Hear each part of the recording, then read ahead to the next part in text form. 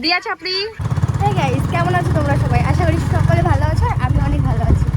এসে গেছি নতুন আর একটা ইন্টারেস্টিং ব্লগ নিয়ে। আগের ব্লগ হতে চলেছে, তোমরা তো থাম্বনেল টাইটেল থেকে বুঝেই গেছো। তো চলো দেখতে থাকো আর সঙ্গে থাকো। কোথায় যাই? বাবা আমাকে ছাড়তে যাচ্ছে স্টেশন।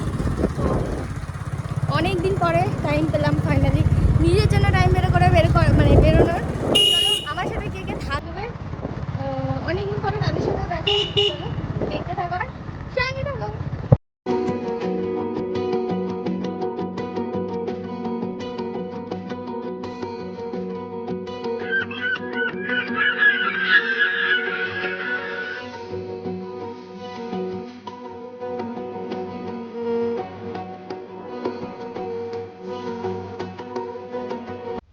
তো গাইস, আমি পৌঁছে গেছি বাতকুলা স্টেশনে। তো চলো যাবো আমি রানাঘাটে। আর আমার সাথে কিছু স্পেশাল মানুষ থাকবে, যাদের সাথে আমার অনেকদিন পরে দেখা হচ্ছে।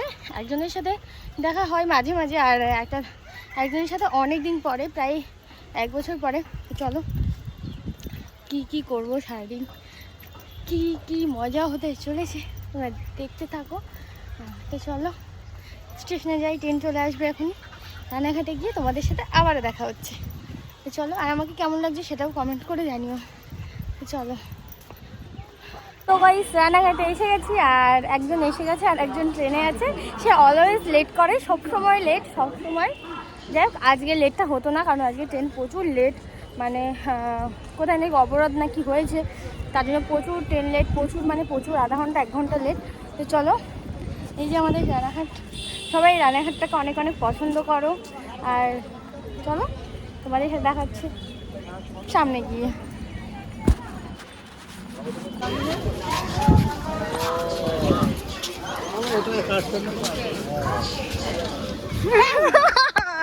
ওই যে দাদা, ভিডিও করবি না তুই তো এখন ব্লগার। ওই যে দাদা, ওই পেয়ে গেছি সবাইকে।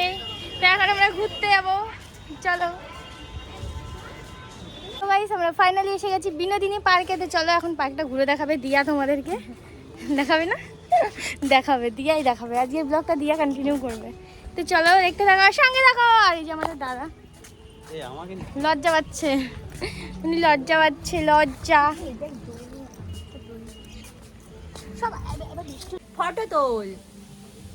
ওকে, ফটো তুলছো?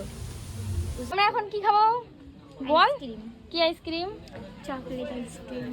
হ্যাঁ, এই যে চকলেট আইসক্রিম। তোর চামচ দেয়নি? দিয়েছে, দে চামচটা দে। বন্ধ হয় না, সবসময় ভালো লাগে। তুমি এটা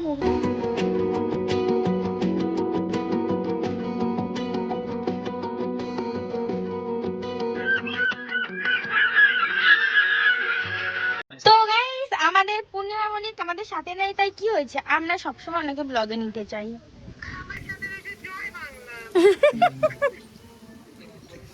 বলে জয় বাংলা। দিয়া ছাপড়ি এর সাথে আছে, দিয়া ছাপড়ি আর পূর্ণিমা মনিক, আর আই এম তিতলি। এখানে খুব সুন্দর ওয়েদার, দিয়ে পুরো মেঘ করেছে, বৃষ্টিতে ভিজবো এবার। একটা থাম্বনেল নি। অনেক ঘোরাঘুরি হয়ে গেল। তো এখন বসে আছি ডাইনোসরের কাছে। এই যে ডাইনোসর, উপরে বসে আছি, কারণ মানে নিচে বসে আছি, ওপরটা প্রচুর গরম। এখানে সবাই মানে এখানে বসার জায়গা, ওই সাইডে দেখতে প্রচুর বসার জায়গা আছে। তো উপরে অ্যালাউ করে না বসতে, নিচে অ্যালাউ করে। তো চলো নিচে যাই, উপরের দিকে আবার যাই, তোমাদের সাথে আবার পরে কথা হচ্ছে।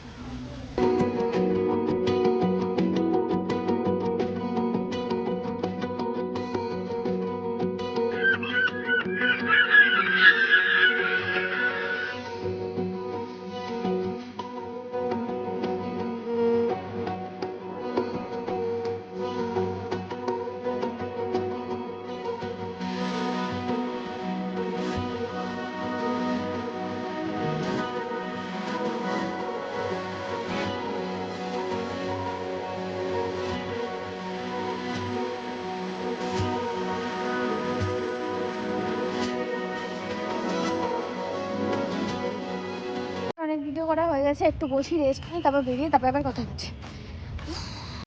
তো গাইস পার্কে তো অনেক ঘুরলাম, তো দুপুরবেলা খাওয়া দাওয়া করতে হবে, এসে গেছি রেস্টুরেন্টে।